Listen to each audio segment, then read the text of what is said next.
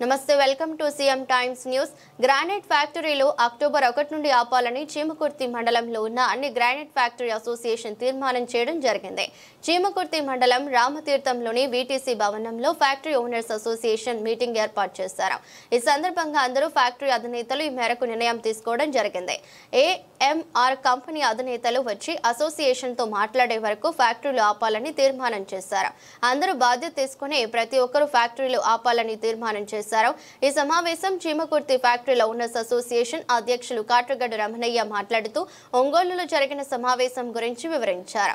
కార్యక్రమం అసోసియేషన్ నాయకులు మల్లేని బుల్లబ్బాయ్, లగడపాటి శ్రీను, పంగులూరి సురేష్, మన్నం శ్రీధర్ బాబు, ఎర్రగుంట్ల శ్రీను, సిహెచ్ మస్తాన్ రెడ్డి పెద్ద ఎత్తున ఫ్యాక్టరీ ఓనర్స్ హాజరయ్యారు.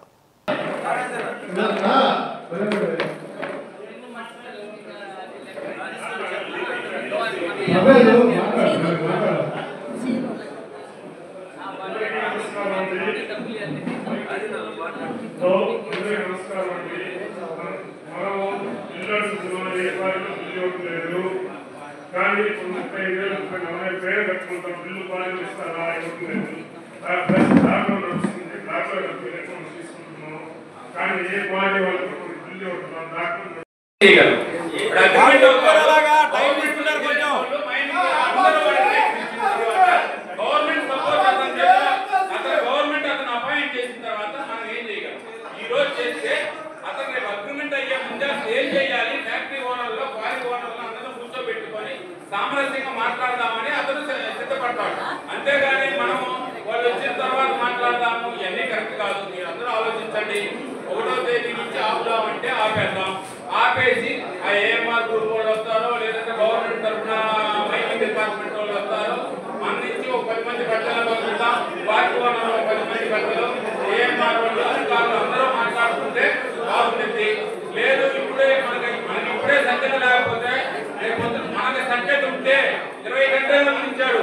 20 గంటలు ఎత్తుకెళ్ళి మన ఫ్యాక్టరీలో పెట్టుకుంటాం. ఆయన వచ్చి ఎక్కడ ఆయన అపాయింట్ చేసేది? మన దగ్గర ఐకమత్యం ఉంటే ఆ కంటైనర్లు ఆపలేదు, ఏ ఆపలేదు. అధికారులు మనం గట్టిగా ముందు నుంచి ఉండాలి. కానీ వాళ్ళు అగ్రిమెంట్ అయ్యి వచ్చిన తర్వాత చూద్దామంటే అగ్రిమెంట్ అయ్యింది. నేనేదో మెట్ట గుర్తుతో వాడు వచ్చారు నా ఫ్యాక్టరీకి వచ్చారులే, ఈ 2 లక్షలు రెండేసి అయిపోయిందని నేను కడతాను, నన్ను చూసి శేఖర్ కడతాడు, ఇంకొకరు కడతారు. మళ్ళీ ఇప్పట్లాగా మనం కానీ ఫస్ట్ ఆదివారం సెలవు అనుకొని మళ్ళీ నా రెండు పోతే అయిపోతే ఆగినట్టే ఈ మీటింగ్ కూడా ఫెయిల్ అయింది. మీరందరూ ఆలోచించండి. అవసరమైతే ఈ రోజు ఆలోచించి రేపు కూర్చున్నామంటే రేపు కూర్చున్నాం. అంతేగాని వాళ్ళు వచ్చిన తర్వాత మనం ఆపుదామంటే అది ఆగే పనే కాదు.